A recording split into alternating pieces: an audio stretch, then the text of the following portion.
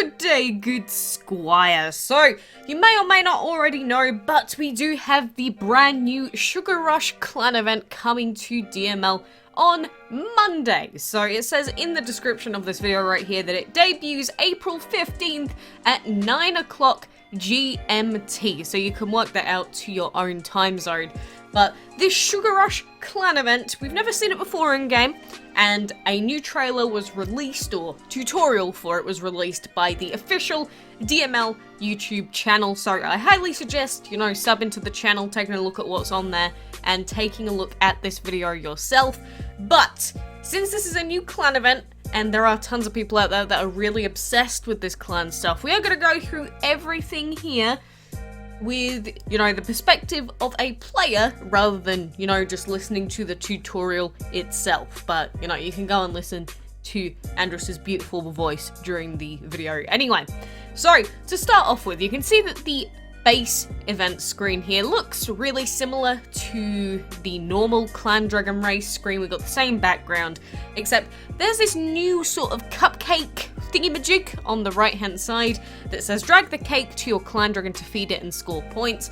So this is essentially the same as, dragging the sweets that we have normally over to the dragon to score points. And one main thing that we need to be paying attention to during these events are the amount of quests available, because there's only a limited amount of quests that we can do. I mean, it's the same with the events that we have now, but this is different because this is more of a clan-wide sort of event because, well, instead of it just being individual quests adding up to a total score, we actually all interact with each other. So on the left-hand side, you can see where the arrow is pointing to. This is the quest board of things to do, basically. So I really want to make sure that we all understand what is going on here. So to start off with, you can see that we've got spring cherries here that would give 30,000 of those cupcake points. Is that going to be the name now? Cupcake points, probably. But that quest, for example, would give 30,000 points. There's one here that looks like it relates to hatching dragons, which would be worth 18,000 points. And then there is a big fat off purple one here where there are scrolls, and it says that that one is worth 50,000 points, and that one is clearly a legendary quest. There can only be one legendary quest ongoing at a time. That is really important to remember. But I'll let the video play out a little bit longer here. So for example, this top left-hand corner quest, they show us that this quest involves harvesting this fruit on your farms 80 times spring cherry. So you have to harvest it 80 times within 18 hours, and by doing that you will get 30,000 cupcake points, 150 experience, and 150 clan points. So again, these are clan-wide quests, and you can choose to take these quests on. But one thing to remember is that you can also refresh these quests, but only the clan leader, co-leader, and I think it's the officers can actually refresh them. So I think clan leaders and officers in particular are going to have a lot of the event is going to come down to them now, because I mean they're in charge of refreshing the quest to whatever we need, essentially. So, get ready, clan leaders. We got a lot of work to be doing. So when we start a quest here, you'll see that it brings up this start quest. Click that, and then it will just display that you can go and do it. But that does mean that after you complete that quest, the amount of available quests does end up going down, which is kind of spooky, because you can also cancel quests if you don't manage to do them in time, but that means that that quest goes forever and you can't get it back, as in it takes 1 point away, which means those are points that you can literally never get back again. So this is what I'm talking about here. So in the bottom left, you'll see that it says expired quest. So the quest there was to collect 600 trinkets, and they would have got 35,000 points, clan points, and experience for that. But they didn't do it within the allotted time frame. So the only option when you fail a quest or it becomes expired is to delete it. But by doing that, the amount of available quests goes down. So essentially, you do not want to ever allow a quest to expire during this event. Ever. So I think it's really important that the ones picking the quest to do for the clan take a look at what the quests are and what the time frames are for the quests, and make sure that they only pick the quests that are, feasible to do. And one final thing is that when you run out of available quests to do to earn points during the event, you can buy 3 extras. 3. And that is it. And each of these extra ones costs an extra 20 gems. So that's about 60 gems, which the top clans are going to be spending every single clan event. But the option is there to do it 3 extra times only, apparently. Again, we're taking all of this info from the trailer itself. And so now we have a different legendary quest that's been shown to us here.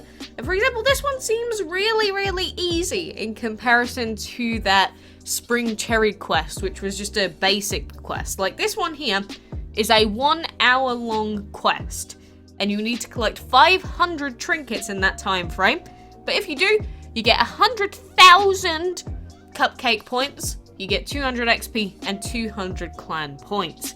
So a lot of this clan stuff is actually going to take a little bit of prepping at the beginning of the event, taking a look at what the quests are, if the quests suck, re-rolling them, and making sure that everyone is on the same page, that, when you click to do a quest, you need to make sure you're taking a look at this timer on it, because you don't want to start the quest and then close the game, come back 5 hours later and go, oh, whoopsie doodles, I forgot I had a quest on. Because I imagine that's going to be quite a common problem. Or a common thing that you'll find will end up happening for players that, are less experienced. Or, especially since this is going to be our first time doing the event, people are going to make mistakes. People are going to forget about things because they're not used to it. It's going to happen. But at the end of the day, as long as you get the general gist about how everything works, you'll get used to it over time. And so the reward that you get for the event stuff here is basically the same as normal, that, hit certain milestones and you'll get card packs, clan points, things like that. Maybe sometimes we'll get super special event dragons, like, we've had the Trickster Dragon in these sorts of events before. So maybe we'll have that happen eventually. But I'm really curious to see how the clans do in this new event in the first few weeks. And plus, when a quest is done, you need to make sure that you pick up that cupcake and actually feed the dragon, because otherwise you're not going to get any of those points, and that would suck. It's sort of like the Stronger Together event, where you don't want to earn all the flowers and then not spend any of them, right? So, there we go. Chip is Speedy Gonzalez in away. So, let's not watch a FNAF theory video, shall we? Let's not do that. That would have been a weird autoplay, but it's more specifically, I want to see more about all of the potential quests that we have. I'm sure the DML Wiki and things like that will update with the full quest listing, because it's like with the current clan event, there are certain quests that are just insanely easy to do, like feeding dragons and what are some of the others? Collecting gold, collecting food. Like, they're super easy quests. And there are some other quests that are much harder to do, like use Dragon Fury 5 times. That's just so long. So I imagine that it's going to be very similar with these quests here as well. So I think the idea is probably going to be that we want to refresh these quests until we get like 30,000 point quests, and then we just do all of the 30,000 point quests, because remember, if you have a limited amount of quests that you can do, you need to be getting as many points as physically possible out of every single one that you do. So, if you are a new clan going into this, or you're just confused in general, like, you don't want to be doing this 5,000 point quest involving Dragon Fury. That one sounds awful, but instead, if you find 35,000 quests that involves exploring 4 ruins, if the timer's really short on it, it's probably going to be the best option for you comparatively. So, overall, I hope that that does make sense. If it does not, at the very least, the event is coming out soon, and hopefully when it comes out in game, it makes more sense. But go ahead, watch the video yourself. Again, Andres does talk in it, so you can listen to him explain everything in his own words as well.